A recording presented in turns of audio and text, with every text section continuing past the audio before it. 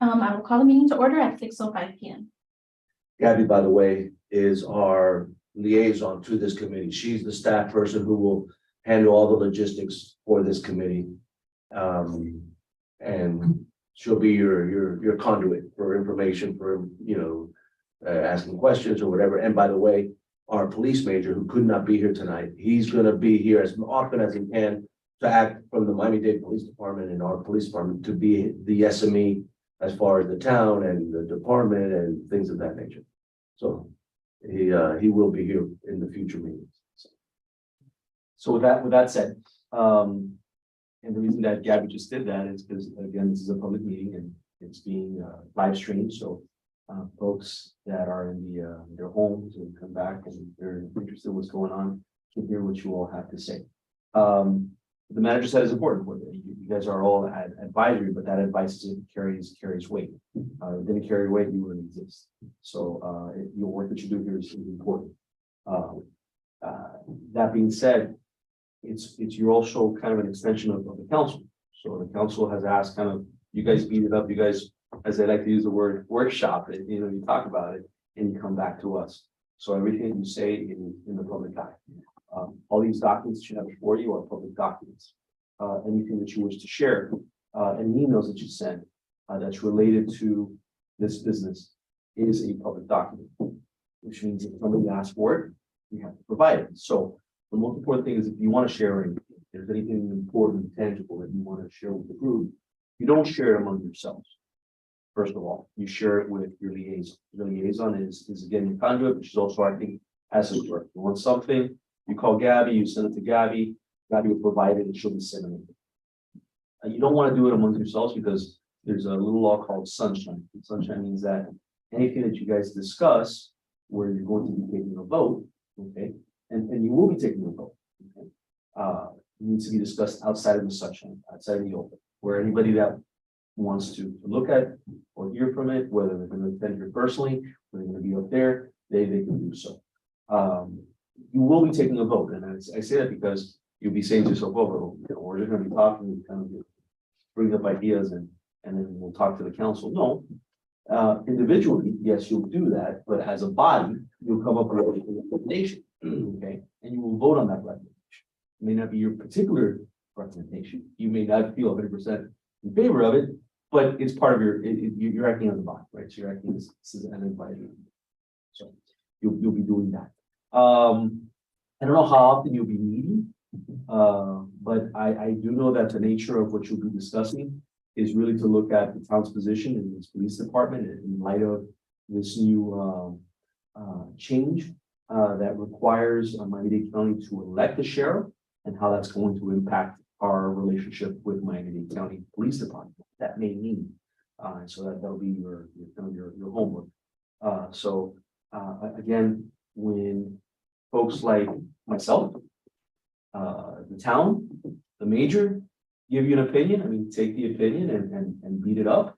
But you have the right to, if you have somebody else in mind that you kind of want to bring in and kind of beat up their ideas and see what other people, I mean, you can brainstorm. Again, you need to act as independent as possible. That's why you were kind of elected or chosen rather. Right? So you can be independent thought and you can do that in your own way in your own studies as best as you decide that you want to. And then you report back to there are a list of committee rules. One of the things that you'll be doing this evening is choosing the chair. Okay, and the chair is the person who's going to set the agenda for the meeting and decide what you will be talking about. And the chair will be coordinating with Gabby to set that. You'll be choosing a secretary. The secretary is the person who's going to be taking minutes. Yes, all of our meetings are going to be live streamed. For the most part, you can go back and view it, but you need to at least have some basic notes. So the basic notes is we discussed that we like Miami-Dade County's police department, and there was a vote by Tarek made the motion. It was seconded, and everybody voted in favor. So next thing, voted to bring up the new business item for the next meeting adjourned. It's just as simple as that. It doesn't have to be very, very complicated. But those notes, which are minutes, have to be kept. And so that's the job of the secretary. And then a vice chair. The chair can't make it to the meeting. The vice chair fills in and carries on the meeting. So That's one of the first things you all have to do to begin your work as a committee, as an advisory board. I'm trying to think of anything else that's really important. I mean, there's a list of bunch of rules, but I think for your purposes, you guys are all professionals. I'm not sure that you'll need to know every single minuscule rule. There's some that you have to report back to the council, but I think for the purposes of this committee, you will sunset once your job is done, and once the committee will disband once that final report goes to the council. So, I think it may be good for the members may not all know each other. yeah, The members of the committee, maybe go around and just introduce yourself. ready? And maybe who appointed you, any background that may be pertinent or whatever, and that way you guys can all get to become more familiar with each other. Yes, I need to take a roll call first. Okay. Brandon Diaz, Here. Sergio Diaz, Here. Jose Fernandez, Hello. Char, Here. Hello. Klein. When you start the meeting, you have to do the roll call. If the majority of you are not present for the committee, you can't have a meeting. You have to have something called. So if I were majority. Huh? Yes, agenda and then the documents. There's 6 of you, so yes. Yeah. Go ahead and circulate those. You want Mayor? Or you guys? Mayor. Thank you, Mayor. I don't see.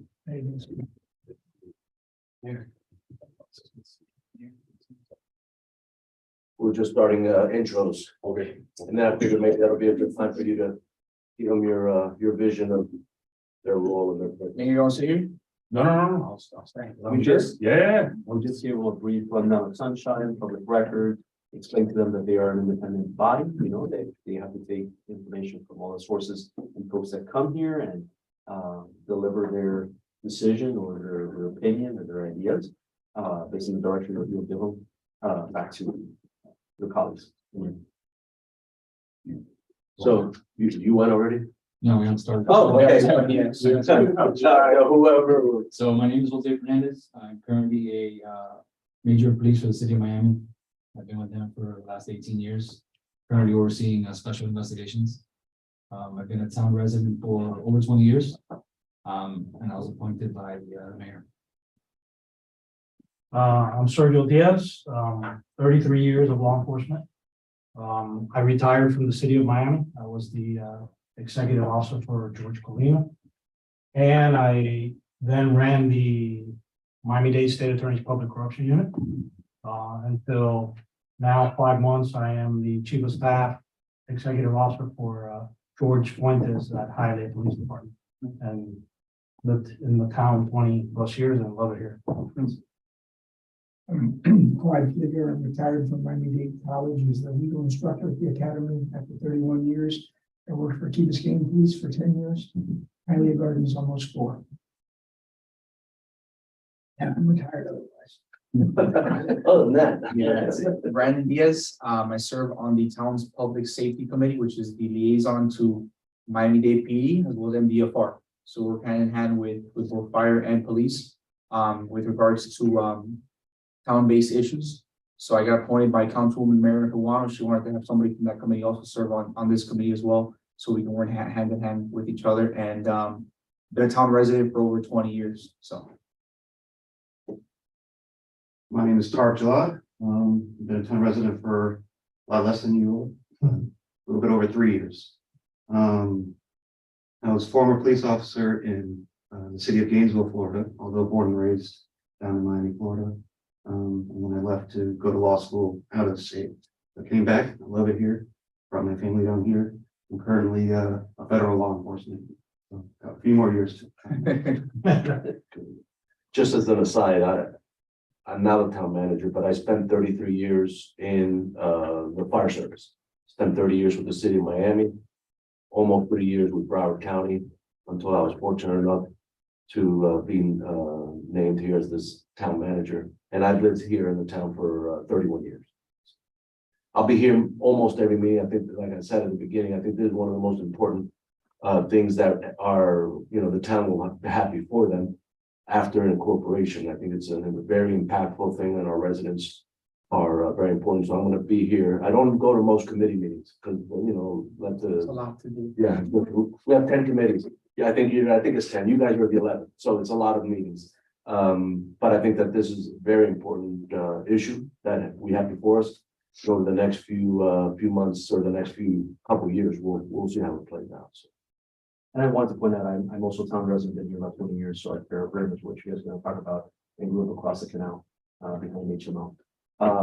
And also as far as anything that you want as, I will not attend every single meeting, but if you need me here, there's a legal question with regards to the changes in the law, I'm more than happy to do any research or anything you guys need.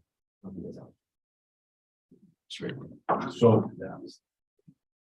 So like the manager said, this is extreme. I don't know if you guys want to take the vote for chair stuff first, but that's, I don't know if that's what they need to do. Yeah. I think you take on that. So first, I'll pay you for volunteer. Unpaid position, you guys are giving back to the town, so really appreciate you guys. Because you make our community great, so thank you. Most, like the manager said, this is probably the most important issue that our town is facing, and nobody's paying attention, right? Nobody's talking about this, but it's in my opinion, it's getting worse. We saw the Florida, the county sheriff's association. The Florida Sheriff's Association. Yeah, they filed a lawsuit against the county to say, hey, this needs to wait, and the judge said, no, this has to wait after the election if that sheriff wants us. So there's not going to be any clarity on this for a very long time, which puts us in even a worse position as a town, where I think, speaking, the number one commissioner is really heading this on is Commissioner Regalado, who's really working hard to create a process where who's going to have what authority, what power should they're doing a whole inventory on county-owned properties, vehicles, this, that. But the challenge for us is that the county mayor, the county commission said, hey, you know what, we'll keep UMSA. UMSA is the largest city in per se in Dade County, what is it right now? 1.5, 1 something million people live in unincorporated Dade. So the county said, well, you keep everything, whoever the sheriff is can keep everything within city limits. We're within the city limits, hence the county wants to put us with the jails, corrections, jails, and Court services. Court services, and then the contract cities, us, Palmetto Bay and Cutler Bay, which is that we don't know what's going to happen. Does that mean that our officers who worked here for 20 something years now got to make a decision as to if they're going to stay with the county or they have to leave? So it puts us in a really bad position, and we don't have a seat at the table. I know our manager reached out to the 2 other cities, but they've kind of like thrown us to the side saying, hey, we're going to take care of UMSA and you guys figure it out.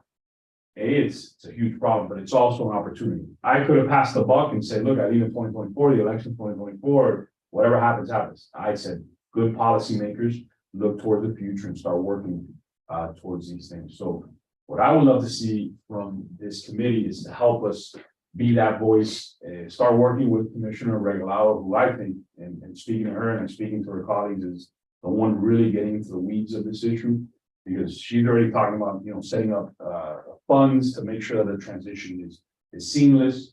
But for us, it puts us in a bad bind. So imagine if the election were to happen, the county's plan is still in place. The judge already said he has to wait till 2025 when that sheriff gets sworn in, and it's up to that sheriff to decide if they want to sue the county or not. So, and imagine at that point we are in complete limbo. So what happens is the sheriff, if the county plan stays true, and now we lose all of our officers.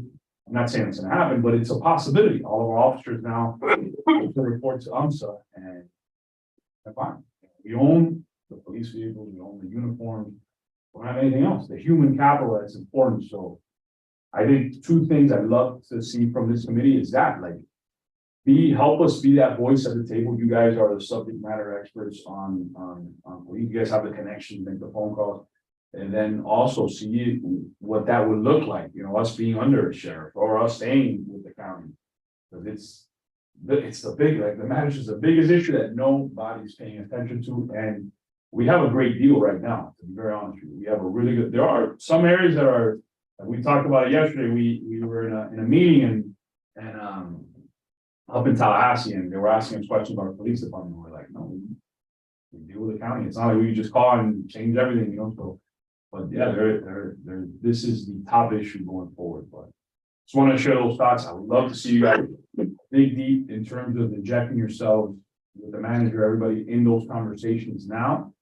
But it is, I think it's a little scary to think that, and to me, it got worse on February 9th with that ruling, because there's not going to be any clarity, so.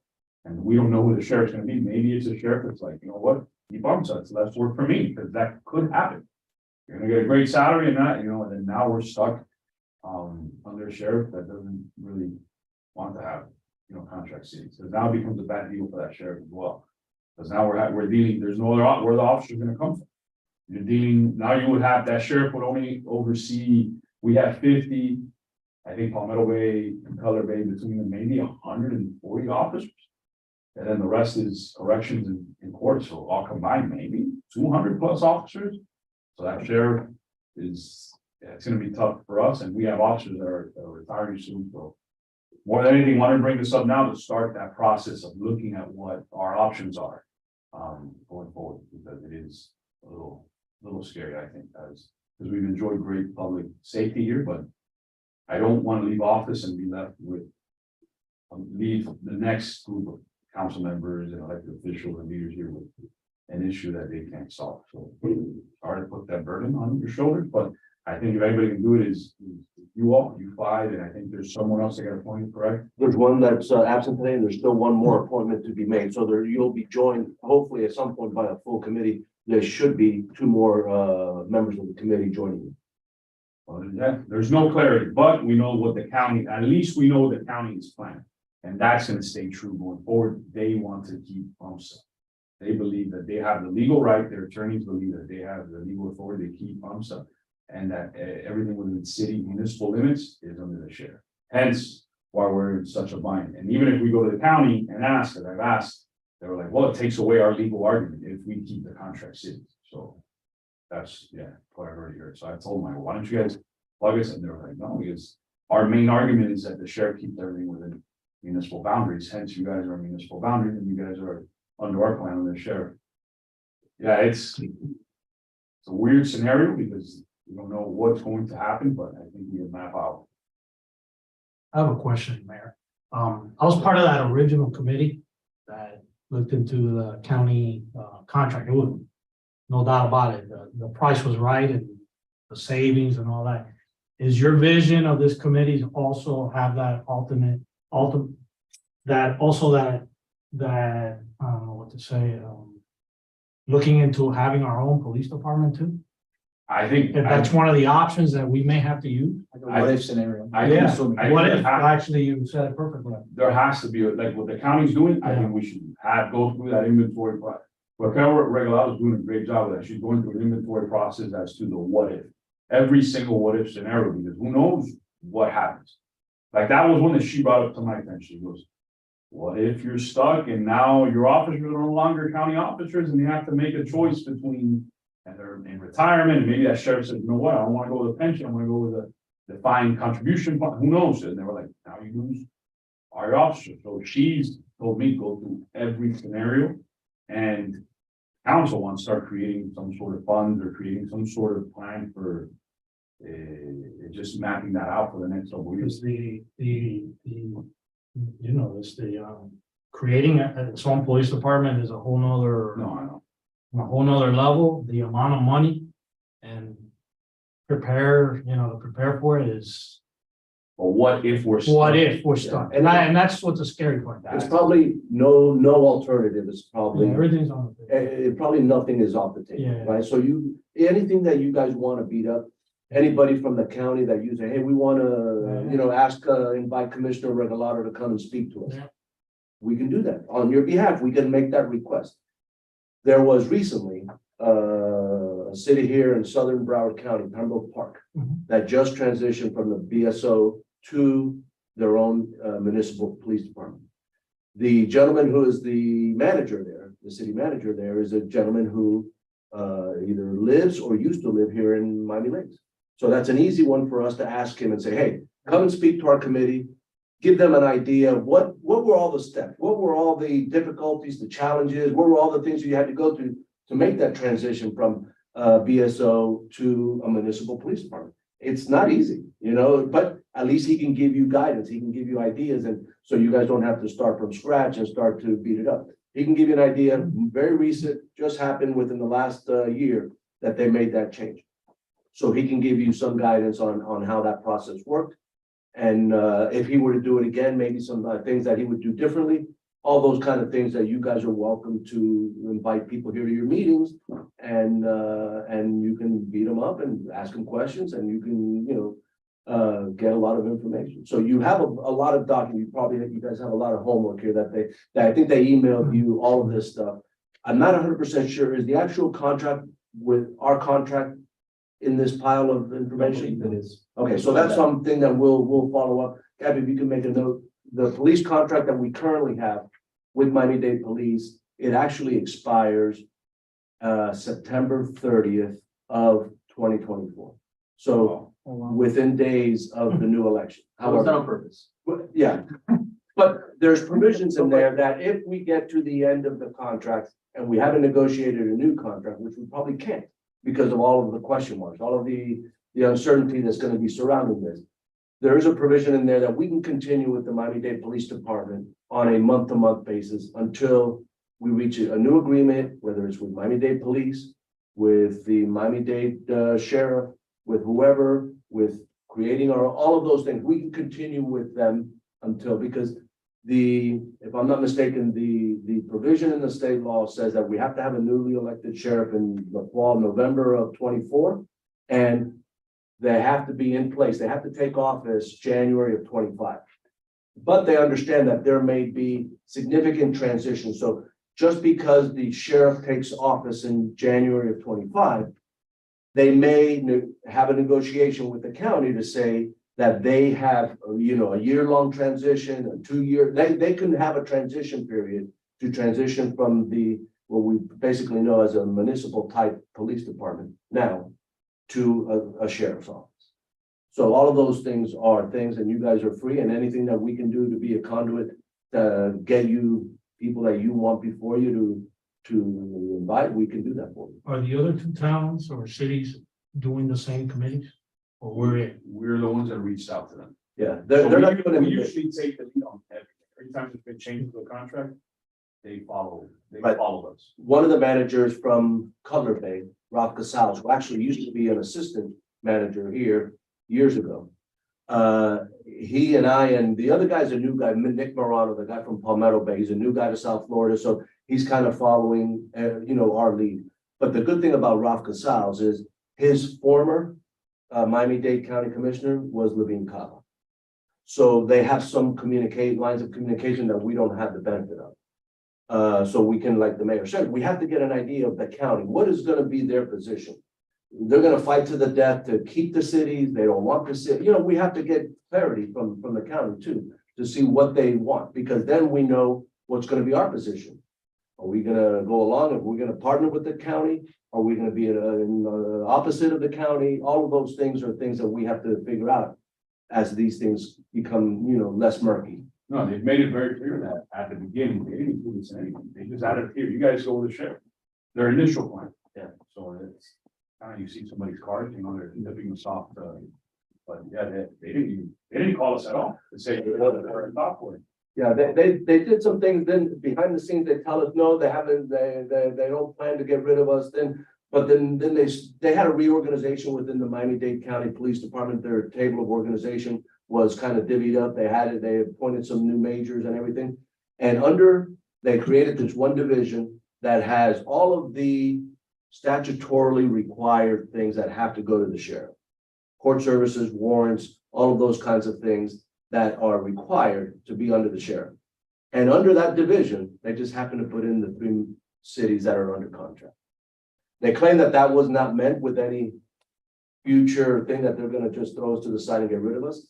But then those are the kind of things that worry us, right? So why is that a coincidence? Is that just a way of just, for span of control and other things, just putting people in certain divisions? I don't know. And listen, I'm not opposed, and I'm sure the mayor can help us make the request, is if you guys want to have Levine Cava invited, Mayor Levine Cava invited here to hear from the horse's mouth and tell her certain things. I think that we can, nothing is off the table. Options, guests to your meetings, whatever you want, you know, we're not gonna hold back. I don't believe that, that anybody's gonna hold back for any other, you know, purpose. We think that this is the most important thing that's gonna happen in this town after incorporation. We have not seen anything this important in the last 21 years. I have a legal question. Talked a little bit too much about, I had all these thoughts. Does the governor have any say so? You know, on this, can he overturn anything? I know the judge ruled. But can the governor say, the original way it was voted, that's the way it's gonna be handled? Any decision making the governor can do without going to court any further? I mean, you have state law that basically says what has to Right. happen. I could see if something.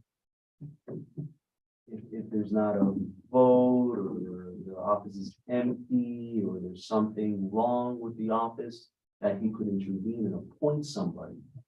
I can see him doing that, but absent the law being followed or something wrong or off, I don't see the governor doing that. I mean, Yeah, the only thing I could see is those of us who have been around for a very long time have seen a lot of interaction. The relationship between the governor's office and the state legislature have sometimes been, they've always been in lockstep. Sometimes they've been in opposition, you know, depending on who's in, who's out.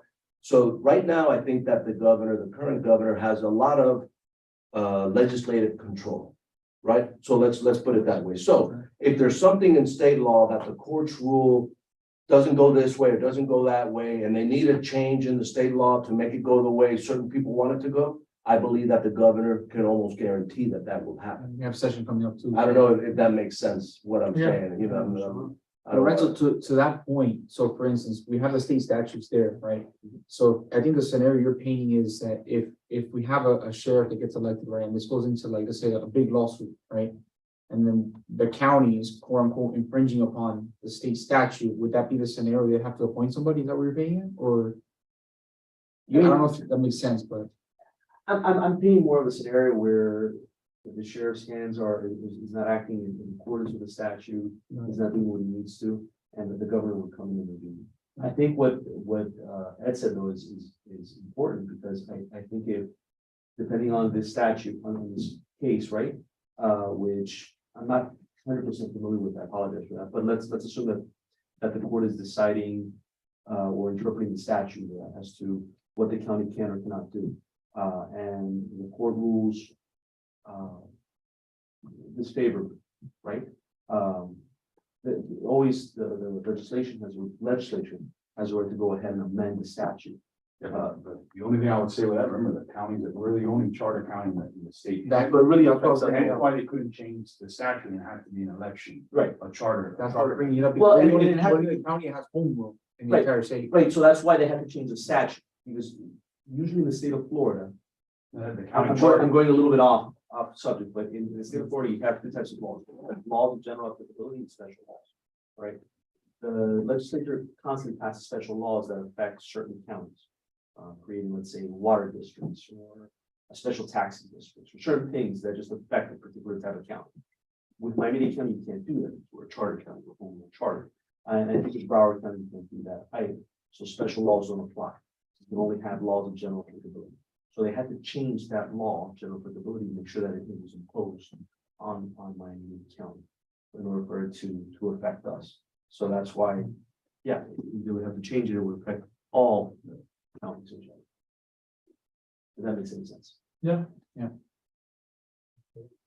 Yeah, and that lawsuit by the Sheriff's Association, That's a good. and I'm not an attorney or I'm far from it, but I believe what they ruled was that the Sheriff's Association at this point didn't have standing, right? And that it was premature.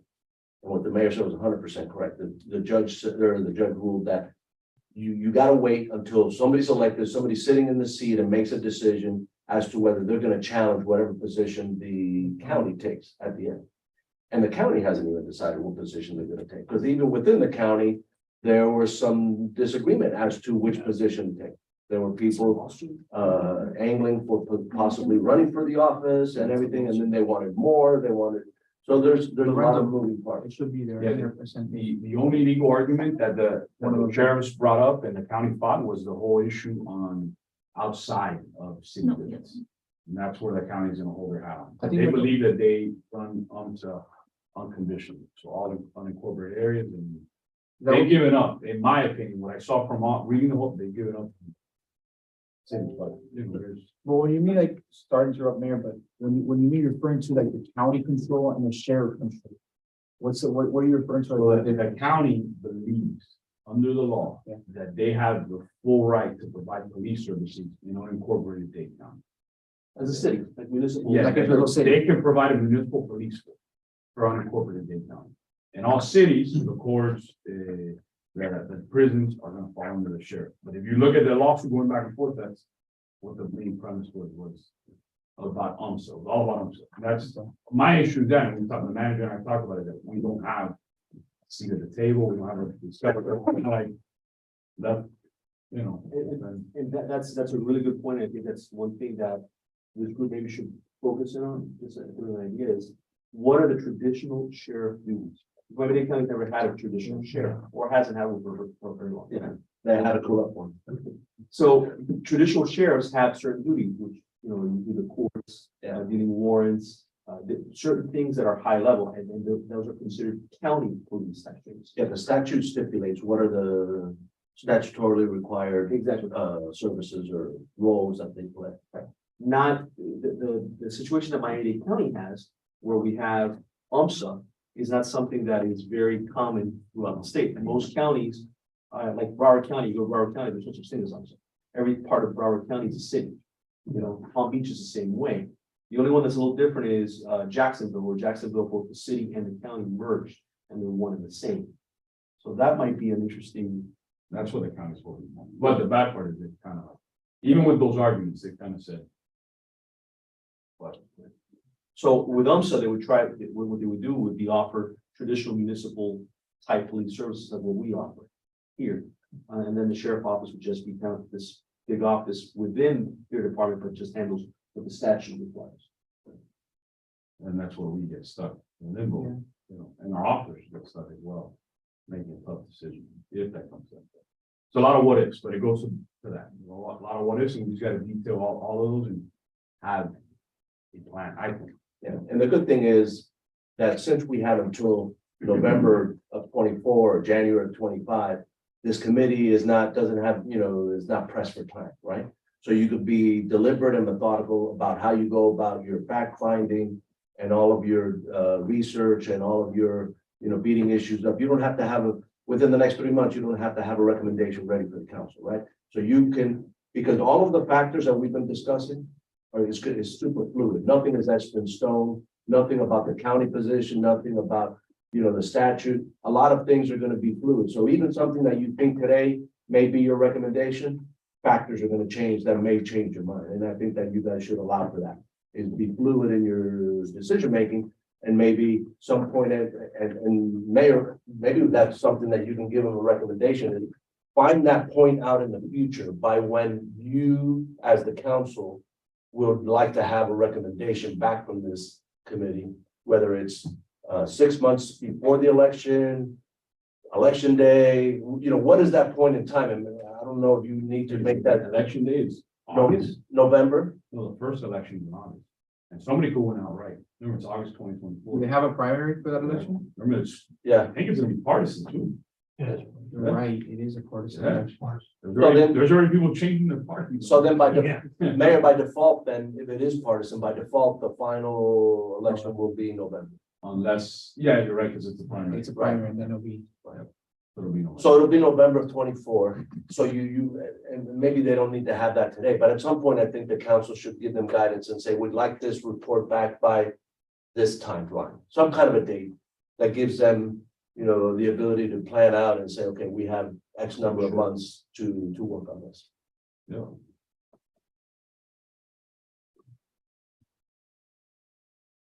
You guys now need to vote on a chair, a vice chair, and a secretary.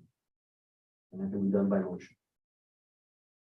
Are any of you guys familiar with Robert's Rules of Order from watching I'm sure many of you unfortunately have had to go to council and commission meetings. Huh? Yeah. So, I mean, somebody, it doesn't have to be, but somebody who's semi-familiar with Robert's rules may be a good candidate, but that's up to you guys. Anybody interested? Lorenzo, question, if you serve as chair, or vice chair of another committee, you can be chair, vice chair of another one, right? You can't be chair of both. Right. You can be vice chair and chair of the, You can be secretary and chair, but you can't be chair of the, Okay. you can be vice chair and chair? Yeah. I think so, right? I'll make a motion. I'll make a motion, Jose Fernandez be the chair. I'll second. he's got to accept. Excellent. All in favor? All those in favor? Aye. Any opposed? You got it. I mean, I'll make another motion.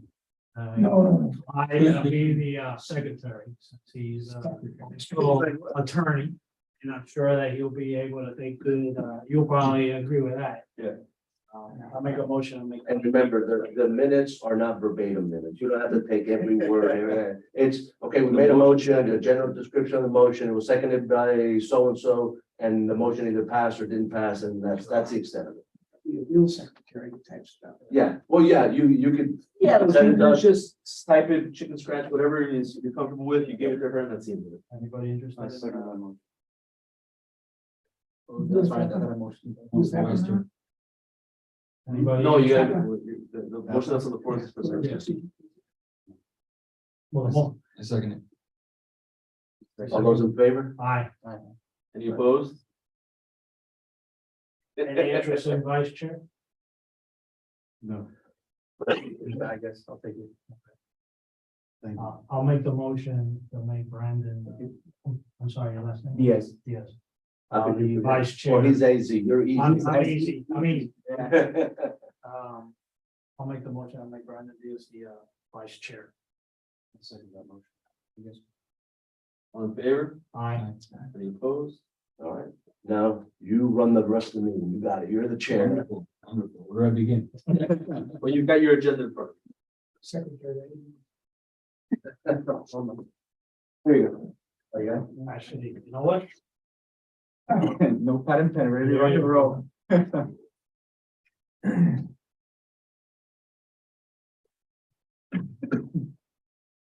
That was easy. Yeah, you did because you don't have a chair. Although you started, but you're. Yeah, no, right? You guys are organized. I need to get my kids. So I apologize. I'll be coming to your meeting, whatever you need from me.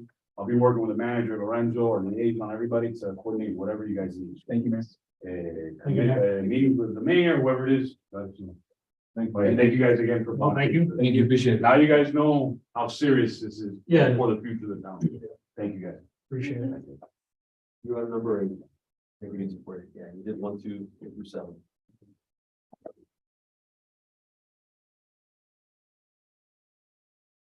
And for the next meeting, that's something that maybe, I don't know if it was brought up or not. For the next meeting, if any one of you individually want to have, put something onto the agenda, you send it to the liaison and then she'll help. Ultimately, the chairperson is responsible for providing the agenda to the liaison. But if any of you want to have a specific topic to be discussed, send it to her and she'll let the chairperson know that, hey, the member D has wanted to have this certain topic added to the agenda. Then the chairman, she'll notify the chairman and the chairman will put it on the agenda. So it's not only the chairman will be responsible for giving the liaison the agenda for the next meeting, but any one of you can contribute to it. You can put a topic onto the agenda for discussion. Okay? Any questions? And you do it through the liaison. No, this is great. I Anything? So do we get your email. upstairs. No. Leave it to you. I want to put a little more emphasis again on what I said about sunshine. So any conversations can really happen outside of this room. So same in this room. You guys can talk about the Dolphins, you can talk about the Marlins, you can talk about where you're going for dinner, double dates, whatever you want to do, vacations, but you cannot talk about anything that you may be voting on in this room. And so any emails with regards to any item, you don't send it to each other. You just send it to her. Okay, if you're gonna send an email to her, don't copy everybody else. That's it. Gotcha. That includes text messages, faxes, if they exist. Facebook, Another system. Instagram. Encrypted message. Lorenzo, quick question for you. Those papers that were printed there, I sent them over to Gina. Do we have to, I think she mentioned I have to read them into the record or something? Do we have to do that? No, she asked me that I have to present that at the meeting. I know Gina responded to me saying I have to present it or something. Is that something that, No, I Doesn't mean, matter, right? no, I mean, Oh. they're a public document, Got it. so they need to be saved. If they're discussed here, they don't need to be read. Oh, she asked me for something. I was like, okay, I'll ask her. No, I mean, if you guys receive like a letter from somebody, you may want to read that into the record. You guys can allow public comments if somebody wants to come here and get a comment. Yes, But it's all the public comments.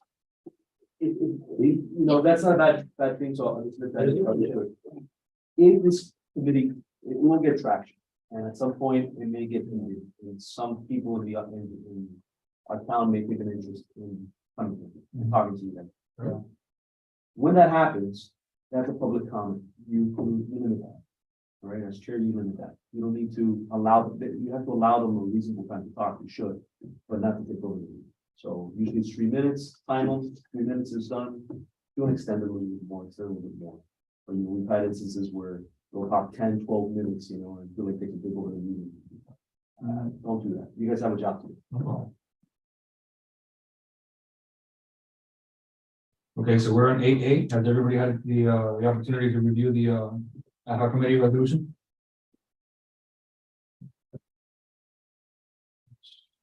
That's this one. When is the last? No, that's the memorandum from the city. Do we have it? Yeah, it's on the agenda packet. On the agenda packet, it's on page. I got you. 10.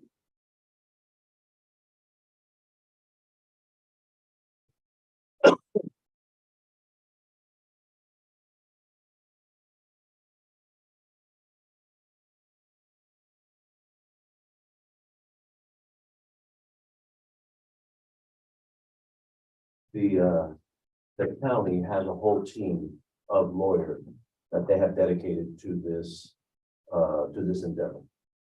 You know, obviously the elected officials set policy, so they say, this is what we want to do. And then the attorneys come in and say, you can, you can't, this is what, you know, legally, this is what you can or cannot do.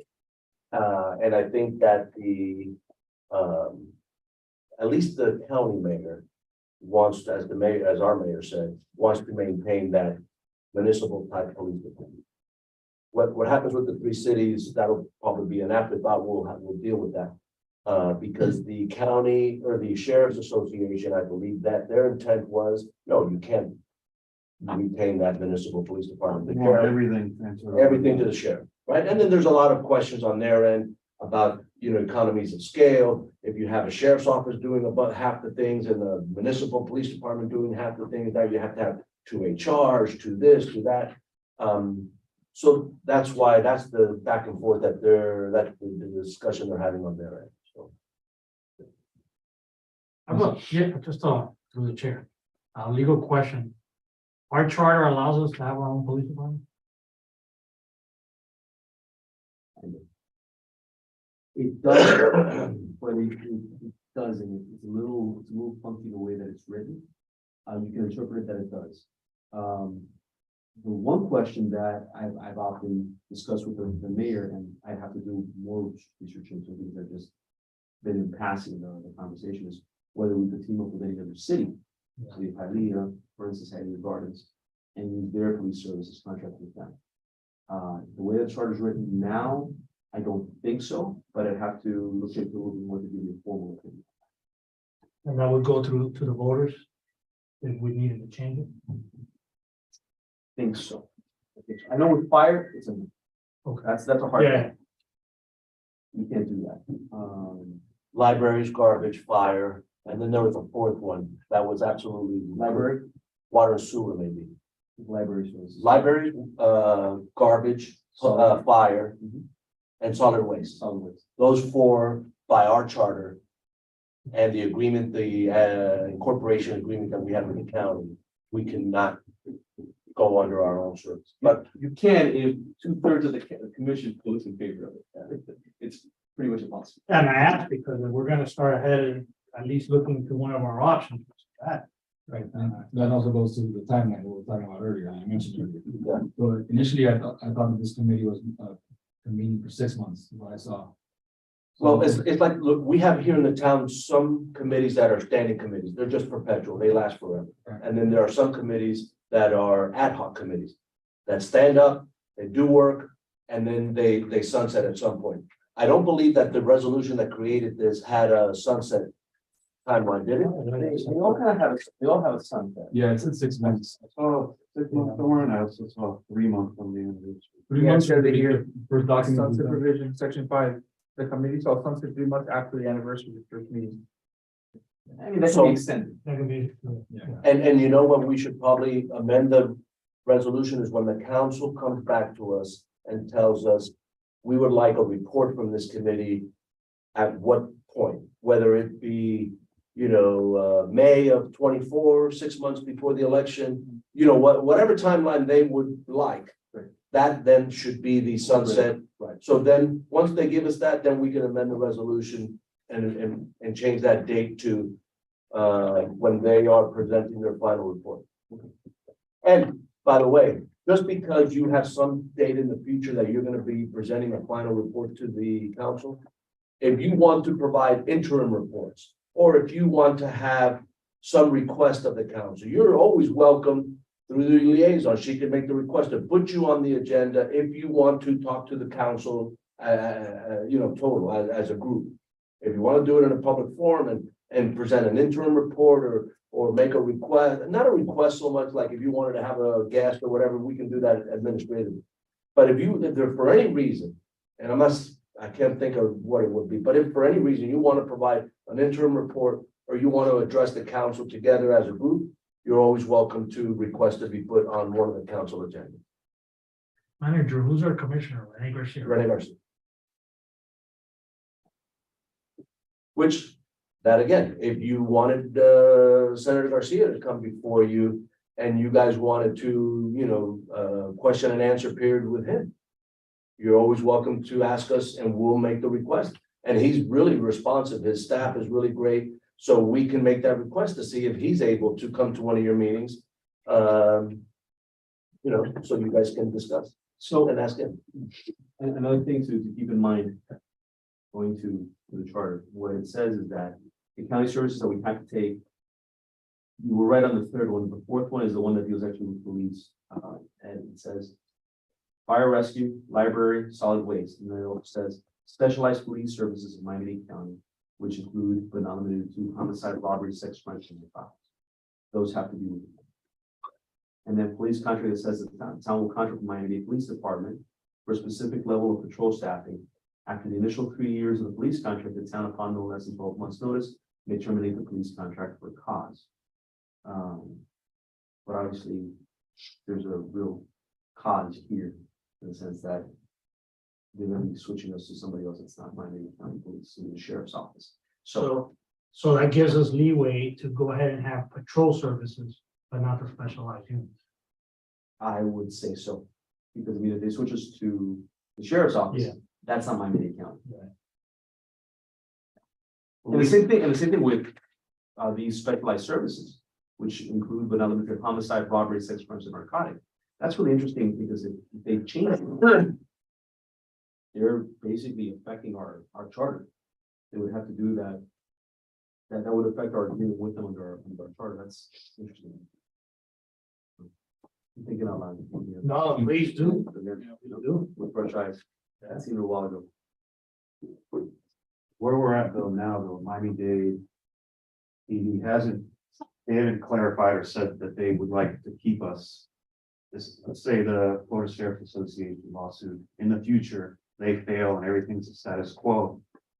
Are they still interested in keeping us and covering us here, or is it up to us to make that decision? Yeah, it's a tough one to answer because remember, Miami-Dade Police Department, as it currently stands, is kind of like a subdivision of the county government as a whole, right? So right now, the police department's position is whatever the county's position is. So the county, that's why I think that I believe at a lower level, I think that they enjoy the ability to cover us, the contract arrangement that we have and everything else. And I think that they would like to keep it. But ultimately, the marching orders will come from the mayor in conjunction with the commission as a whole. That policy decision will be made at that highest level possible in the county government. And then the police department will do what the, commissioners and the mayor dictate. I just don't know if there's, They're not anxious to get rid of us, correct. if that answers your question. But I don't know if there's a legal strategy that they in the future will use to give us to the sheriff's department in order to compromise so that we're kind of leveraged. I think- We could be leveraged. I believe that the mayor, at least our commissioner, police department command staff, I believe that they want to keep us. But if that means jeopardizing their status as UMSA and their, We're up. right, We'll be here again. yeah. That's my personal opinion, but again, there's so many unanswered questions, right? And I believe that ultimately, even after November of 24, even after a sheriff takes office in January of 25, there's gonna be an onslaught of lawsuits back and forth. This may not be decided for way after that. And in the interim, who knows? Some judge is gonna have to say, no, leave it as status quo until this has gone all the way through the court system. It could easily be into 26 or 27 before, this is finally, and in the meantime, we're working with the county, just on, and that's the beauty of having had the provision in our agreement with Dade County Police. That we have that at the expiration of the current agreement, that we just continue on a month-to-month basis under the current terms of the existing agreement. Until it's all settled. Well, I don't know how you guys feel, but that's why I asked Renee, Senator Garcia, was I kept thinking, is he our area Yes, yes. commissioner? And then I would like to see him. I would like to ask him a couple questions. I know that he's very good about attending and being asked questions. And I think that, I don't know how you guys feel, but I think we should invite the senator to come and see if we can ask those questions that you just mentioned. I think that should be our first, one of our first guests here. Let's go ahead and I talk. think their closest liaison to the county. Yeah, and I'm sure that he can go back and ask questions to their legal department, if need be. I think, as yeah, that's right, but I think, Yeah, and we can, I agree with you. I think it's a strong move to make that initial invitation from our local county commissioner, the one who represents us. I think it's a good thing, and you can get at least his take on it. And the county can ultimately have what they want.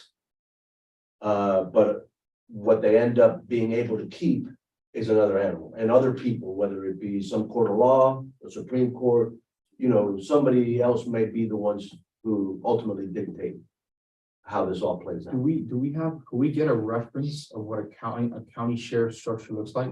Yeah. Out of me, Yeah, so we can have a reference of that? yeah, we can pull up, Robert. Because I was thinking, about the only thing that the reason I'm saying that is because I know this county is a whole different monster because it's a homeroom stuff. So is Robert. Okay, so there you go. Yeah, and Broward has a unique thing. I don't believe that every county sheriff oversees the courts. Or not the courts, the corrections. And the unique thing about Broward County is that the fire department is under the sheriff in Broward County. That is unique. That is very unique. I don't think there's any other, and that happened in probably the early 90s.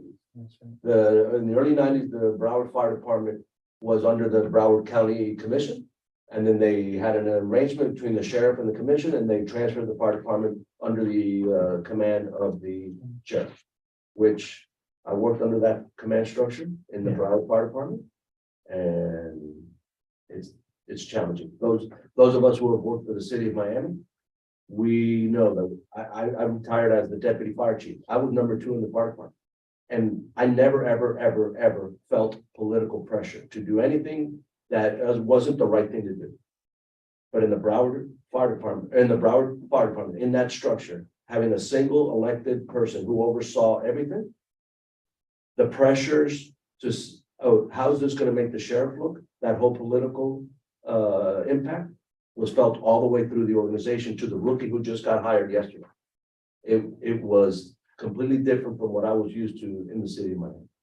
And police always had more political pressures than the fire department. But But I think that there was a lot of insular levels and having had multiple people that were elected between the mayor being the executive mayor and then having an elected body as opposed to one single individual, it diffused the political pressures, I believe. So that's a challenge for the sheriff structure. Do we need to vote on anything here on new business, or no? Let's go through it. Let's go through it. I mean, I don't know if there's anything to be voted on. Yeah, we've gone through most of it already. Well, Mr. Chair, I, Objectives and timeline. I mean, the only thing is if. In this matter, maybe this is a good thing, is if they have certain people and certain things that they want for the next meeting. You should take votes on those. Vote, yeah, vote on that, so then that can be presented at the next I'd meeting. like to make a motion. Chairman? I'd like to make a motion that, we invite, Senator, the Miami-Dade Commissioner Rene Garcia to the next meeting or the following, really, it's up to his. Yeah, to the next available time, and we'll Right. make contact with his office and see which time. Now, one thing probably you have to take a step backwards is decide the frequency of your meetings. Are you gonna meet every 2 weeks, once a month, you know? So maybe at this point, and as this whole thing plays out, when it gets closer, you may have to meet more frequent, and you can do that. But maybe the right thing would be at this point, because you guys have a lot of reading material there. Yes, so I actually already looked at the calendar. The third and fourth Thursday of each month is available. Third or fourth, not end. No, they're both available. Yeah, no, but I don't think they're gonna meet twice, Oh, yeah. yes, no. So third or So fourth any- Thursday?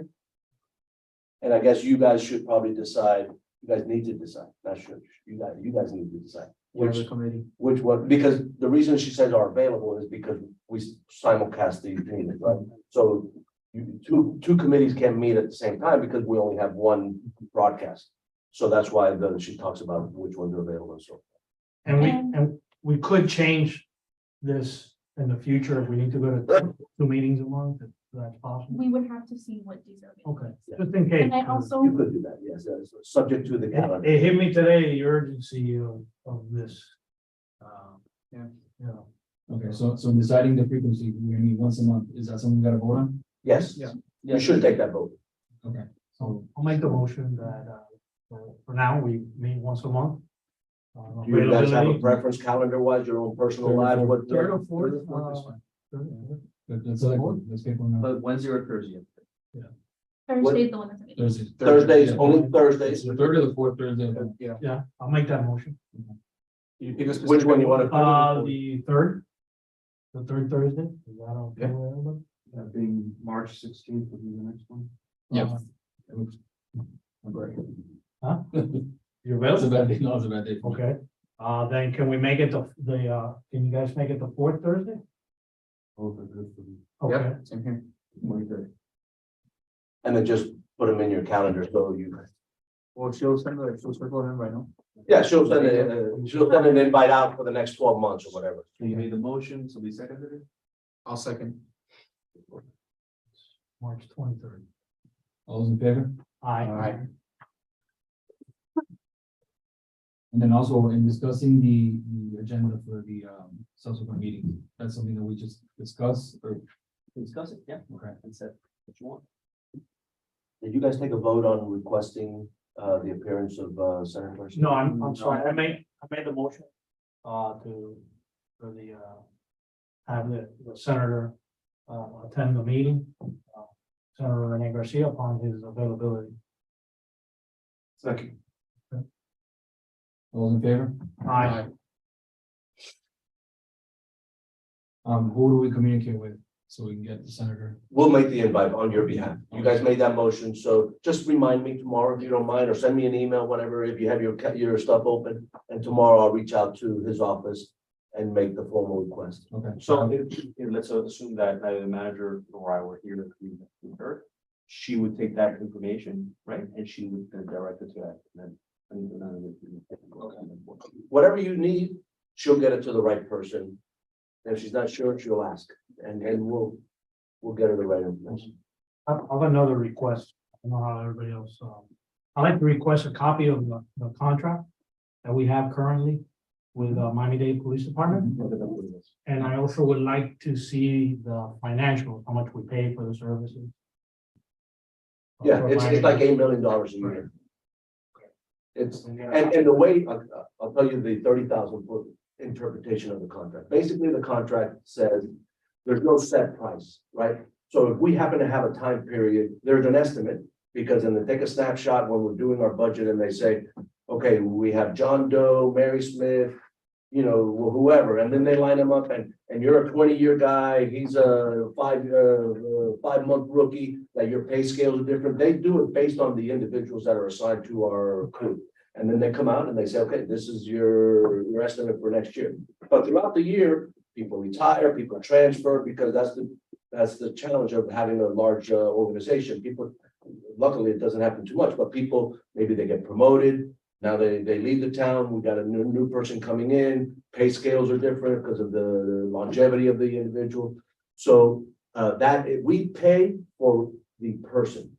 So do they have a minimum number of officers they're supposed Yes, to have? we have a TO. Okay. Yes, and I think it's 51 is the sworn, and then I think there's maybe 4 non-sworn positions, 2 PSAs.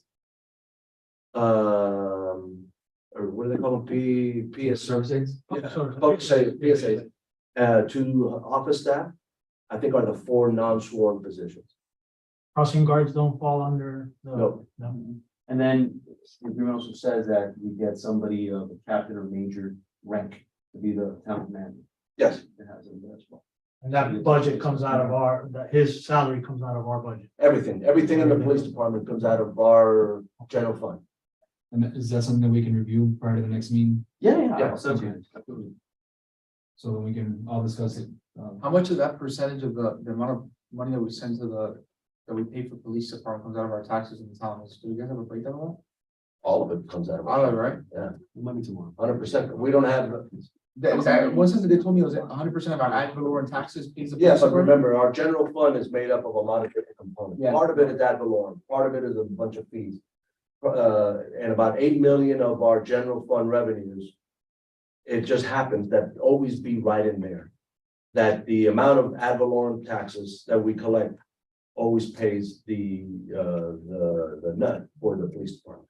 It's always maybe just above 100%, just below. So in between, let's say between 95 and 105% of our ad valorem is the cost of police, depending on different factors. If police, if they get a new CBA and they negotiate a new contract, all of a sudden they get, you know, extra stuff. Now that, and then little by little, it's always right in there, right around 100% of our ad valorem is what we pay for police.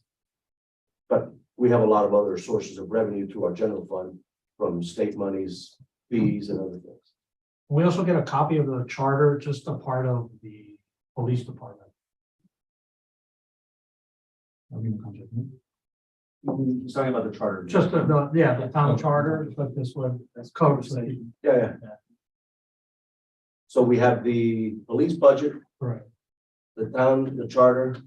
There was something else? Are you The contract. the contract with Miami-Dade Police Right. and the budget? The budget and the excerpt from the charter dealing with police. And then you guys also mentioned earlier that you wanted a similar structure, like for us to do Google Reach from maybe providing Palm Beach or the DSO.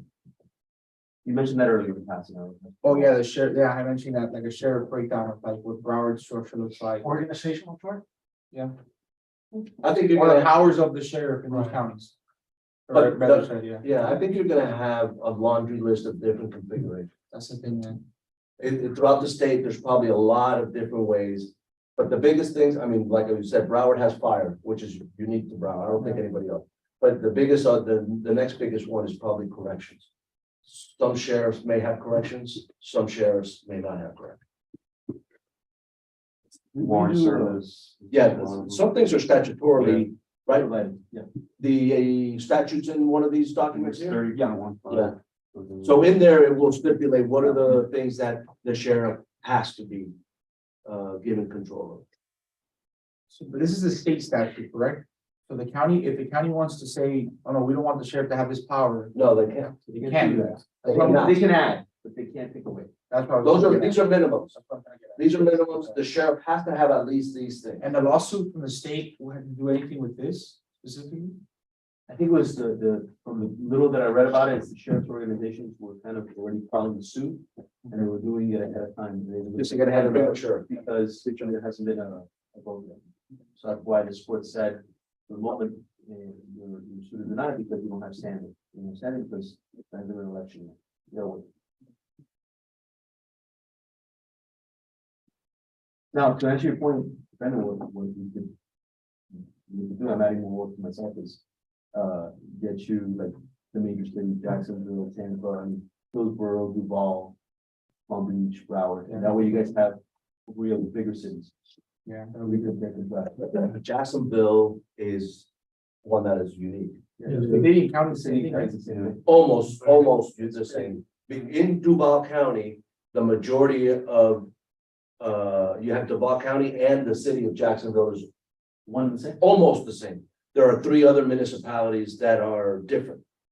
Jacksonville Beach, Neptune Beach, and Atlantic Beach. There are 3 barrier islands, 3 barrier cities that they do not go under the sheriff or the county, but they're separate municipalities. Jacksonville, Duval, adhere to the same commission, they're one and the same. Yes, it's a unified so the government, city and the county, technically speaking, there is the same, except, for 3 cities. but they do elect the sheriff there. Okay. Historically, have always done that. Got it. Yeah, and the thing that is that is unique is, and I saw that in Broward County, is that the sheriff doesn't have the ability to tax, right? So it's still all within the Broward County taxation system, right? So the sheriff every year, almost like a regular department, has to go before the Board of County Commissioners and present a proposed budget and get it approved.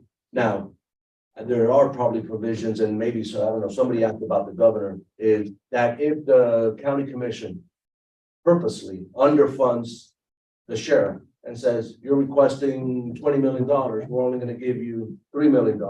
Yeah. Now, the governor may have some role or some ability to intervene in that I think and mandate that they, I think it would be the courts, I think Pedro Garcia had the same issue. with the When county, they mandated the property appraiser to be its own, because they have the same thing. Yeah. They have to go before the Board of County Commissioners so they get a budget. Right. And they tried to do the same thing with it. So. yeah, I don't know, maybe the state attorney too, the state attorney, no, yeah, Attorney the General? state attorney, Kathy Fernandez Rundle, she go before, how does she get funded? Her Through the office. state legislature. That's through the state, right? Yeah, That's that's state? state legislature, Okay. but those are judicial funds. 100%. Okay.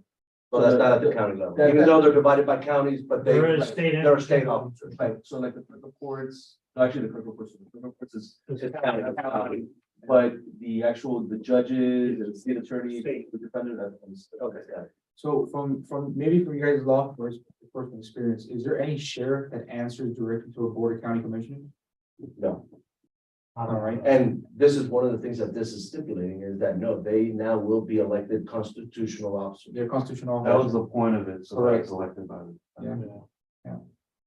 So just to be clear, the county is looking at having Metro-Dade PD only patrol the unincorporated area of Dade County, At least, at least.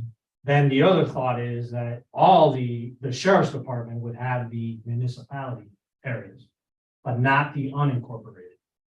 Is that correct, my understanding? That doesn't make any sense. in well, my the end. sheriff, But that's what. That's what I'm I'm saying, doesn't make any little sense in my end. confused. That's what I think that they were saying. Yeah, Yeah. that sounds about right. what there's, some people have said that this, assuming that the county can't keep this municipal type police department for the unincorporated areas, that they do not have the ability to contract with another city, with a city like us. Also, there may be some statutory prohibitions against cities contracting with another city, like us. Let's say we said, okay, well, we're gonna have a contract with Hialeah and they're gonna do our police service. There may be some statutory limitations on whether that's allowed or not. And that may be the same, they may be using that argument as to why this municipal type UMSA police department can't contract with Miami-Dade. There's a gazillion unsettled. This is concerning. Of course. This is very concerning. Has the town ever done a study on how much? There's more questions than answers. Okay, that's a good way to put it on police department here. Yes, so when they were reviewing the original contract that you were part of. Yeah. I think that was part of the. Yes, it was. How long was that? 10 years ago, maybe, Probably, you know, when Busy was, I think, still maybe. it was cheaper. Yeah. To have the county services. I just don't know how that's changed. You know, that's been 10 years. I'm sure it's changed But dramatically. it was the decision was made pretty much fiscally. Yeah, to stay with the county service. Yeah. I Are you thought- get a copy of that?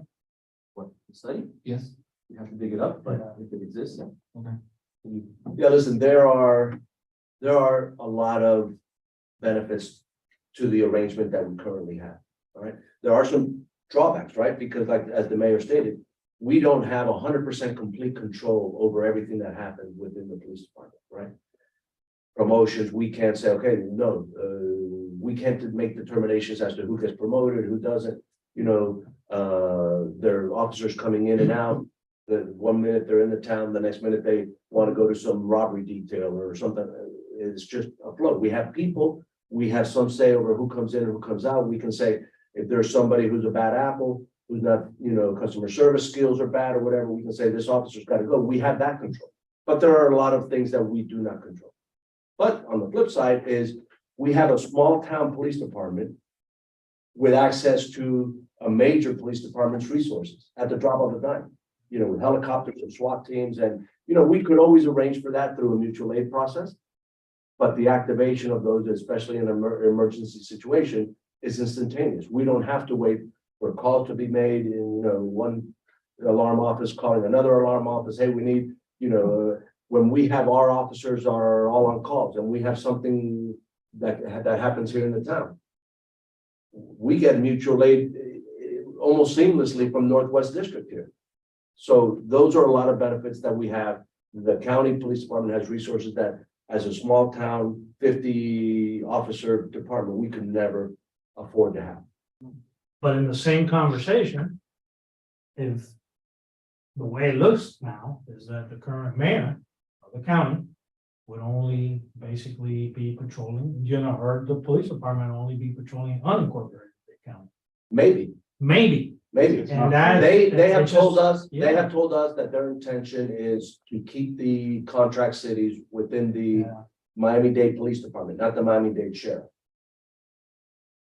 And that may be one of the meetings you have out there in the future that you request. After you speak to Senator Garcia, maybe some follow-up meeting, maybe, you know, the mayor's office or a representative of the mayor's office, maybe somebody from the legal team that's overseeing this, that has, you know, lived and breathed this for the last X number of months, that are really enmeshed in what can or cannot happen, the likelihood, and they can give you probably a better forecast than we can as to when they think this will be settled. Will this be settled in January 25?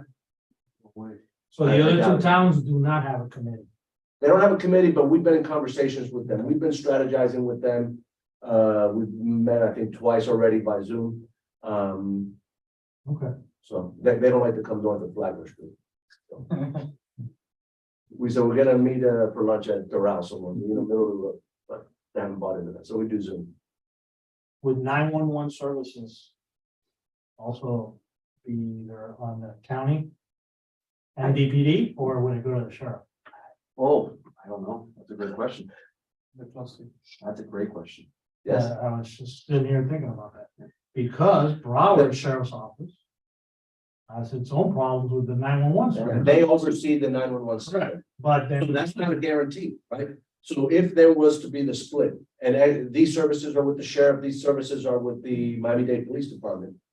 Right now, the county is responsible. In Broward, that's another thing, the Broward County Commission, I believe, similar to how they gave the fire department under the control of the sheriff, they also gave communications under the control of the sheriff. But that doesn't have to be. but the budget is the county commission. And the budget for everything is the Yeah, the county county commission. commission. The county And that's where I commission, see the That- fights, the county commission always dictates the budget. so we don't know. At this point, there's a lot of we don't know. So in Broward, to your point, right, in Broward, a lot of the blame is being cast on the Broward Sheriff's Office, right? But they may be requesting more bodies, more technology, more Yeah. whatever, And the county commission may be not funding what the request had been. But yet the blame is being cast on the people who are trying to run this on a penny budget, you know? So. I suspect that the first several months of your stuff is gonna be not providing solutions, but gathering facts. Yeah. I agree with you. Because there's so many ways that this whole thing, that you see here tonight, how many questions more, nobody's got a single answer, all we got I is. come out of here today with what if? Yes. Yeah. Yep. So typically prior to, or during the meeting, we come up with like homework we were talking about earlier for each person for the next meeting. It just depends on what you want to do. I think today you're asking us to gather some information.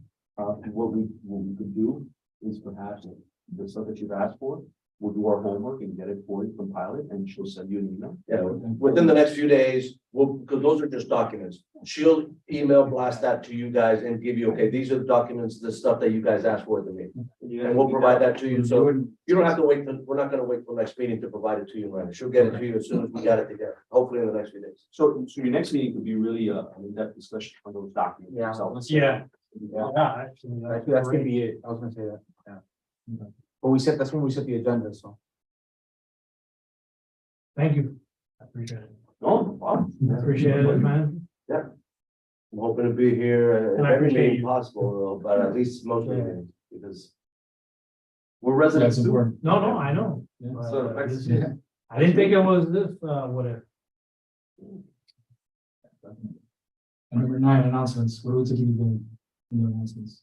If you have anything to announce, anything special, anybody's birthday? Yeah, you'll see the headings are all standard headings, that the committee, agendas are all similar. Yeah. Sometimes they're blank because there's nothing there, but that, we just keep it there because that's the standard agenda. And it's our software. Do I have all the papers that are down there? Or this is like- Here, make sure you guys all have one. You only have one. These are all the things that were emailed. Yes. Yeah, so you should have gotten an email in the last. Okay, no, good, then you got it here. Yeah, yeah. Any other discussion before we adjourn the meeting? Just an announcement. So, I do have very limited hours. I am always here on Wednesdays and